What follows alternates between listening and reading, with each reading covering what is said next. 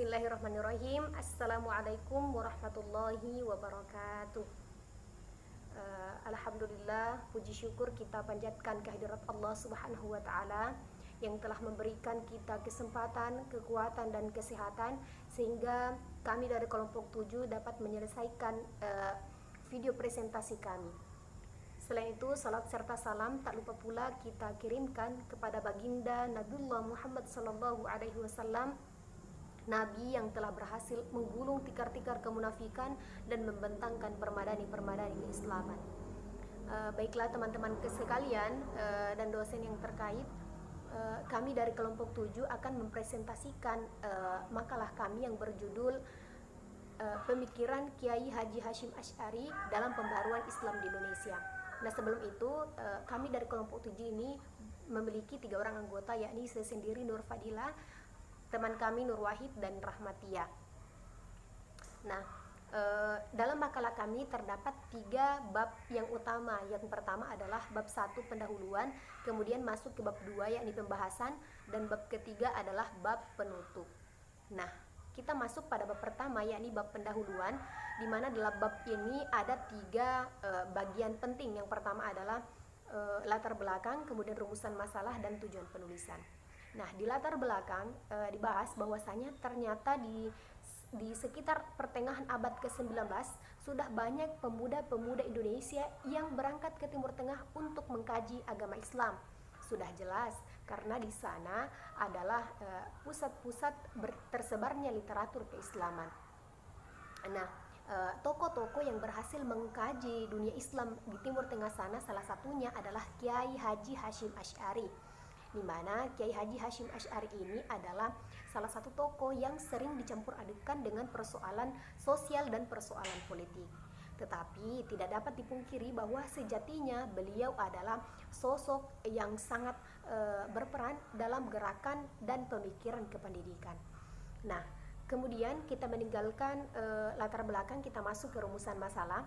Bahwasanya di sini ada 5 poin penting yang perlu kita tuntaskan. Yang pertama adalah bagaimana biografi Kiai Haji Hasyim Asy'ari. Kemudian yang kedua adalah bagaimana pemikiran Kiai Haji Hasyim Asy'ari dalam persoalan pendidikan. Kemudian yang ketiga adalah bagaimana pemikiran Kiai Haji Hasyim Asy'ari dalam persoalan sosial. Yang keempat adalah apa saja karya-karya dari Kiai Haji Hasyim Asy'ari. Dan yang kelima adalah analisis kritis. Nah, meninggalkan bab 1 pendahuluan, kita masuk pada bab kedua yakni bab pembahasan. Yang pertama adalah biografi Kiai Haji Hasyim Asy'ari. Nah, Kiai Haji Hasyim Asy'ari ini memiliki nama lengkap Muhammad Hasyim Asy'ari Ibnu Abdul Wahid.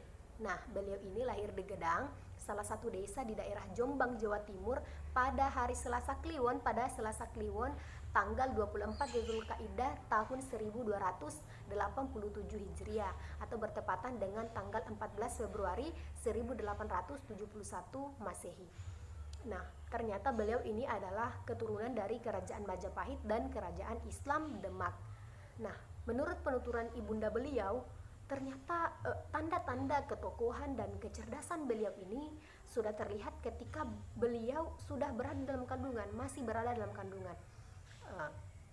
Di mana pada saat itu selain karena masa kandungan Kiai Haji Hasyim Asy'ari yang agak lama dibandingkan anak-anak yang lain, ternyata ibunda beliau juga pernah bermimpi bulan jatuh dari atas langit dan masuk ke dalam perut ibunda Kiai Haji Hasyim Asy'ari.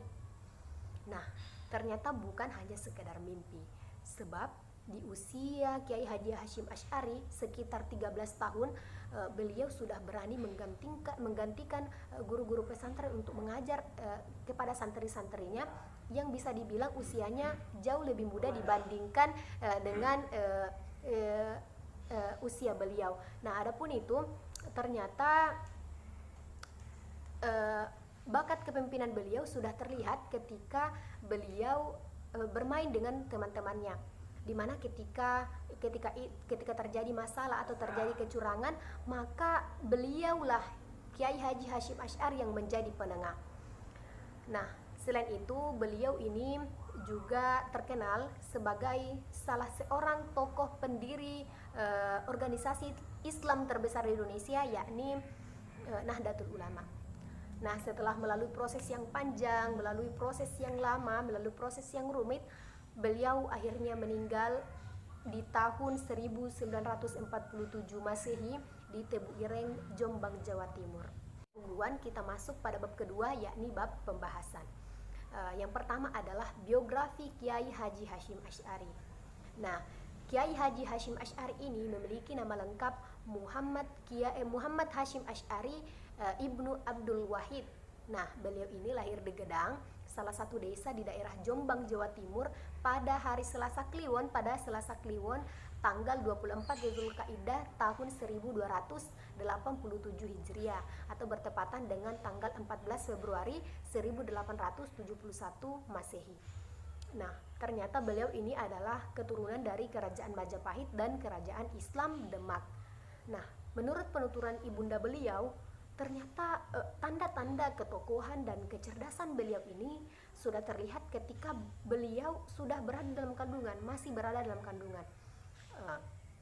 Di mana pada saat itu, selain karena masa kandungan Kiai Haji Hasyim Asy'ari yang agak lama dibandingkan anak-anak yang lain, ternyata ibunda beliau juga pernah bermimpi bulan jatuh dari atas langit dan masuk ke dalam perut ibunda Kiai Haji Hasyim Asy'ari. Nah, ternyata bukan hanya sekedar mimpi, sebab di usia Kiai Haji Hasyim Asy'ari sekitar 13 tahun, beliau sudah berani menggantikan guru-guru pesantren untuk mengajar kepada santri-santrinya yang bisa dibilang usianya jauh lebih muda dibandingkan dengan usia beliau. Nah, adapun itu ternyata bakat kepemimpinan beliau sudah terlihat ketika beliau bermain dengan teman-temannya, di mana ketika terjadi masalah atau terjadi kecurangan, maka beliaulah Kiai Haji Hasyim Asy'ari yang menjadi penengah. Nah, selain itu beliau ini juga terkenal sebagai salah seorang tokoh pendiri organisasi Islam terbesar di Indonesia, yakni Nahdlatul Ulama. Nah, setelah melalui proses yang panjang, melalui proses yang lama, melalui proses yang rumit, beliau akhirnya meninggal di tahun 1947 Masehi di Tebu Ireng, Jombang, Jawa. Baiklah, selanjutnya pemikiran Kiai Haji Hasyim Asy'ari tentang pendidikan. Nah, tepat pada tanggal 26 Rabiul Awal itu 120 Hijriah, bertepatan pada tanggal 6 Februari 1906 Masehi, Kiai Haji Hasyim Asy'ari mendirikan sebuah pesantren, yaitu pesantren Tebu Ireng. Dan karena kegigihannya dan keikhlasannya Kiai Haji Hasyim Asy'ari ini, dalam beberapa tahun kemudian itu pesantren ini relatif ramai dan terkenal. Nah, dan menurut Abu Bakar Aceh yang dikutip oleh editor buku Rais Amin, Nahdlatul Ulama halaman 153 mengatakan bahwa Kiai Haji Hasyim Asy'ari itu mengusulkan supaya sistem pengajaran yang ada di pesantren itu diganti dari sistem bandongan ke sistem tutorial yang sistematis. Mengapa? Dengan tujuan untuk mengembangkan inisiatif dan kepribadian para santri. Dan ternyata itu ditolak oleh ayahnya sendiri, yaitu ayah Kiai Haji Hasyim Asy'ari, dengan alasan bahwa akan menimbulkan konflik di kalangan kiai senior. Nah, pada tahun 1916 sampai 1934 itu, Kiai Haji Hasyim Asy'ari membuka sistem pengajaran berjenjang. Nah, ada 7 jenjang dan itu dibagi ke dalam 2 tingkatan. Tahun pertama itu yaitu dinamakan sifir awal dan sifir sani, yaitu persiapan untuk memasuki 5 tahun jenjang berikutnya. Nah, pada sifir awal dan sifir sani ini diajarkan bahasa Arab sebagai landasan penting pembeda khazanah ilmu pengetahuan Islam. Dan juga Kiai Haji Hasyim Asy'ari dalam kurikulum ini menambah pelajaran-pelajaran seperti bahasa Indonesia, matematika, dan ilmu bumi. Nah, pada tahun 1926 itu ditambah lagi yaitu pelajaran bahasa Belanda dan sejarah. Nah, perlu diketahui bahwa Kiai Haji Hashim Asy'ari ini adalah ulama yang terkenal mampu menyaring secara ketat tradisi-tradisi keagamaan yang tidak mempunyai dasar di dalam hadis, dan beliau juga itu sangat teliti dalam mengamati perkembangan tradisi dan ketarikatan di Pulau Jawa, yang dimana nilai-nilainya itu sudah menyimpang daripada kebenaran ajaran Islam. Nah, menurut Kiai Haji Hashim Asy'ari itu, ia akan mempertahankan ajaran-ajaran mazhab dan dalam menafsirkan Al-Quran dan Al-Hadis, dan juga pentingnya dalam praktek tarekat. Nah, Kiai Haji Hashim Asy'ari itu terkenal juga sebagai ulama yang mampu menyaring secara ketat atau melakukan penyaringan secara ketat terhadap tradisi-tradisi keagamaan yang tidak memiliki dasar di dalam hadis. Dan juga beliau itu sangat teliti dalam mengamati sebuah perkembangan tradisi dan tarekat di Pulau Jawa, yang dimana nilai-nilainya itu melenceng daripada kebenaran ajaran Islam. Nah, dan menurut Kiai Haji Hashim Asy'ari, ia mengatakan bahwa ia akan mempertahankan ajaran-ajaran mazhab untuk menafsirkan Al-Quran dan Al-Hadis, dan pentingnya praktek tarekat. Nah, sebagaimana yang kita ketahui bersama bahwa di dalam sejarah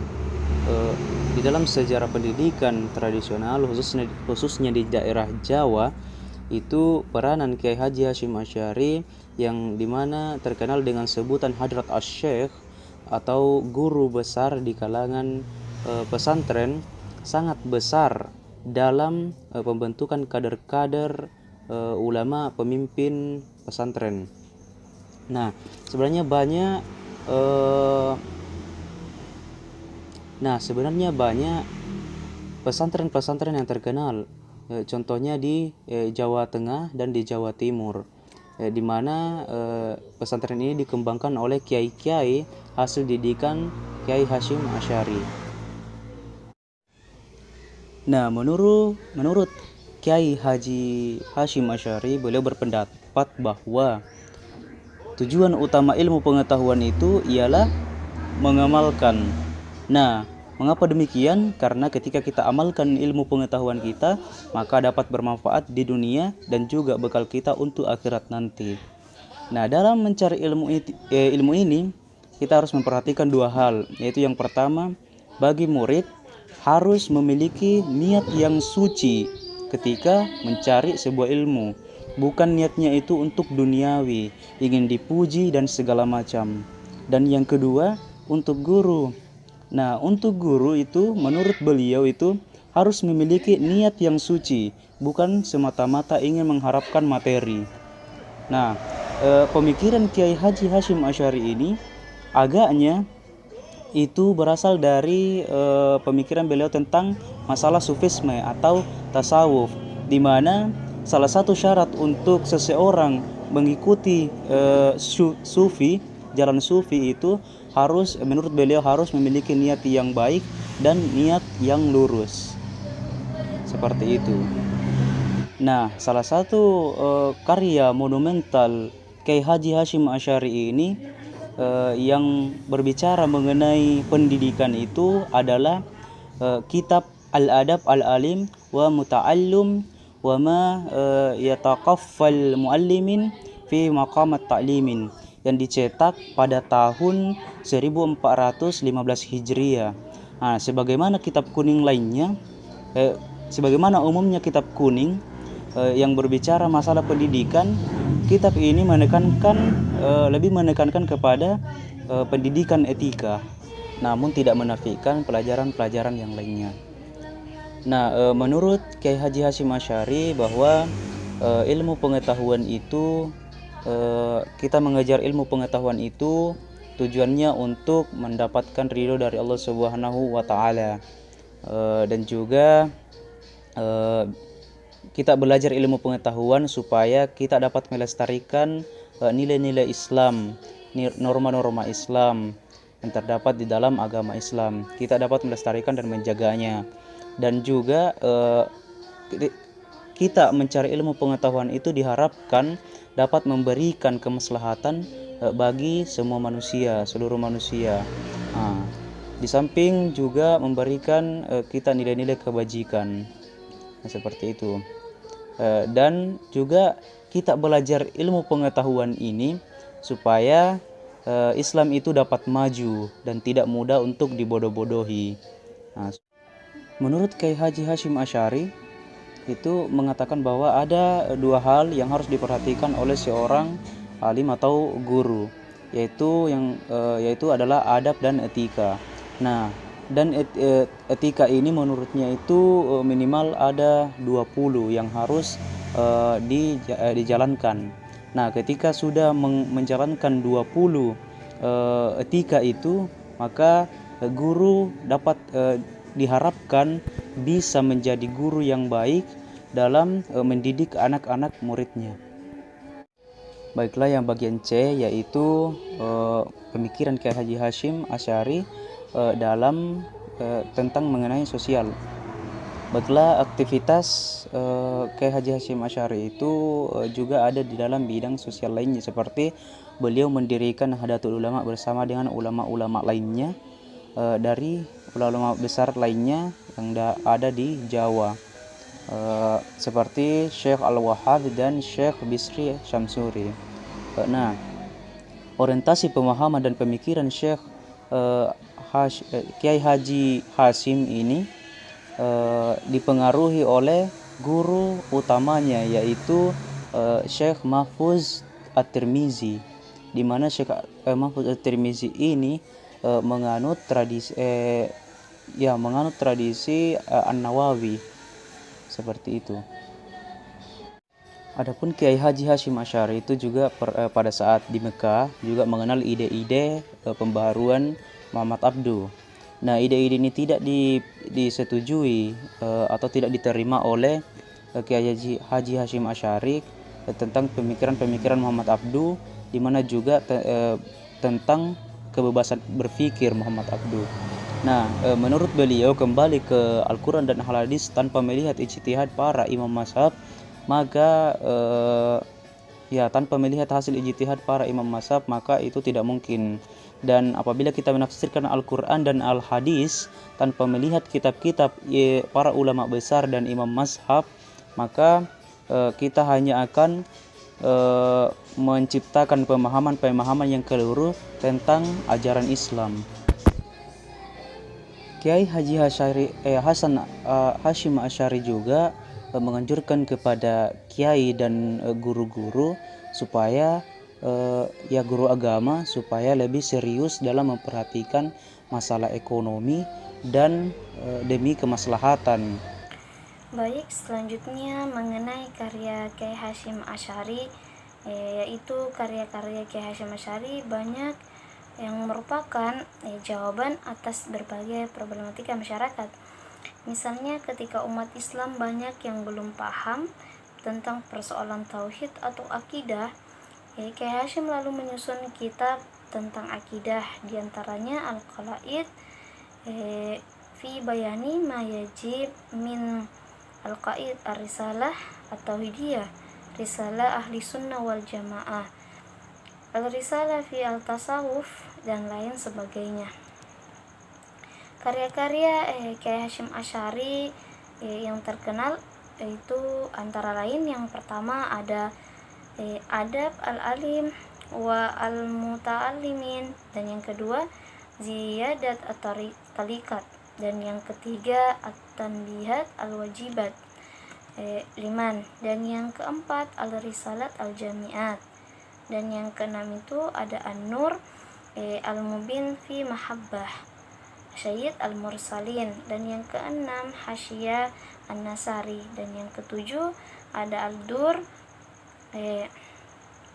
Al-Muntatsirah fi Al-Masail At-Tis Asyirat, dan yang kedelapan At-Tibyan An-Nahiyan Muqati'ah Al-Ikhwan.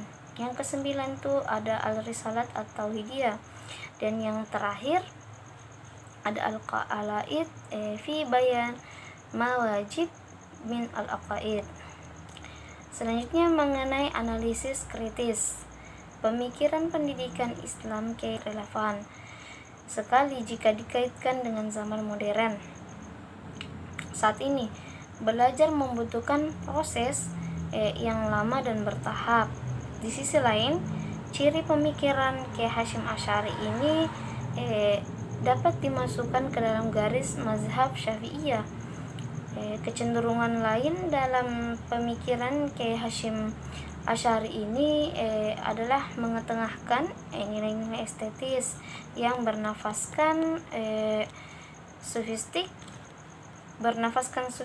Kecenderungannya itu dapat dikemukakan bahwa bagi Kiai Hasyim Asy'ari itu keutamaan ilmu yang istimewa itu adalah bagi orang yang benar-benar lillahi karena Allah Ta'ala. Selanjutnya bab ketiga atau bab penutup sekaligus kesimpulan dari materi.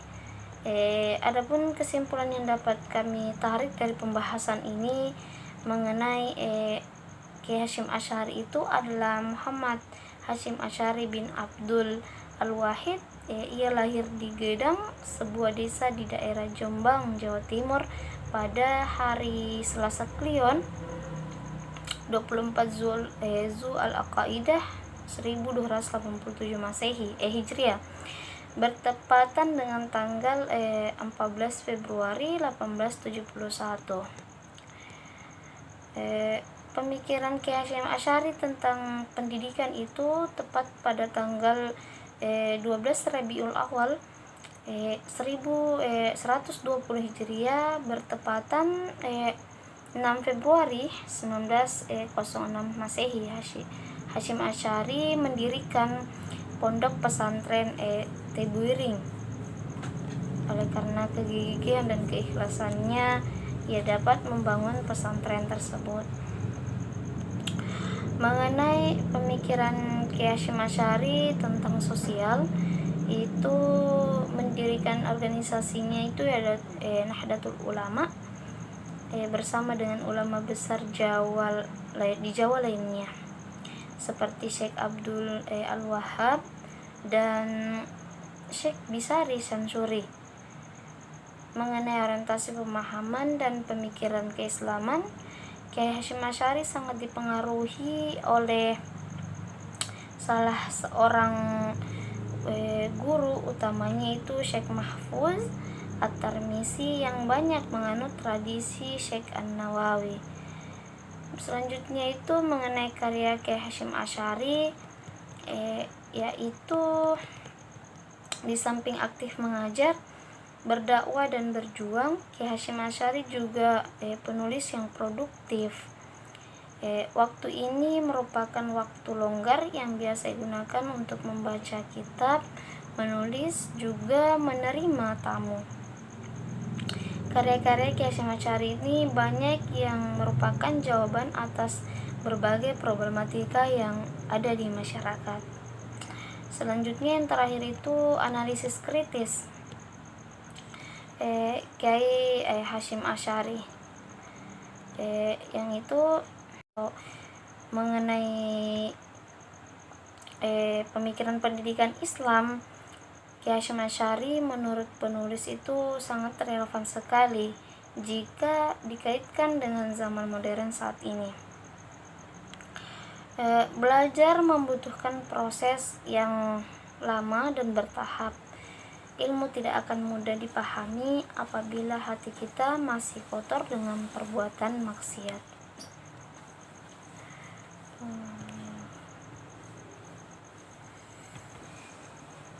Mungkin seperti itu pemaparan materi dari kami.